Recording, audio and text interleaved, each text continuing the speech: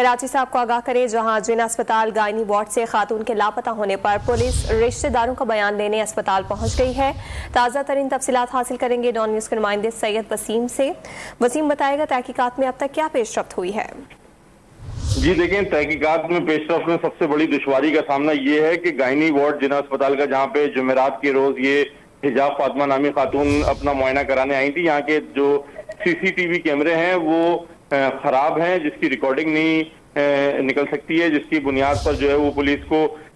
मुश्किलात का सामना करना पड़ रहा है। SHO सदर खालिद मेमन जो है, उनसे हमारी बात हुई तो उनका ये कहना है कि जो मुख्तलिफ जावियों से जहाँ पे CCTV कैमरे मौजूद थे, अगर वहां से उनको रिकॉर्डिंग मिलती तो काफी ज्यादा जो है पेशरफ्त हो सकती थी। अलबत्ता जो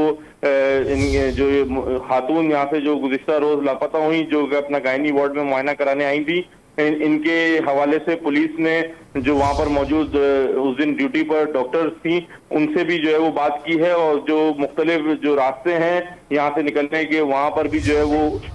सारा मुआयना किया है पुलिस की जानिब से। पुलिस ने जो वहाँ पे उस वक्त लोग मौजूद होते हैं उनसे, जो जिसमें सिक्योरिटी गार्ड्स और दीगर जो गायनी वार्ड का अमला है, उससे बात की है, और जो खातून थी उनके खावन से और उनकी सास से भी पुलिस ने जो है उनके भी बयानात जो है वो कलमबंद किए हैं। और पुलिस का ये कहना है कि तहकीकात जो है वो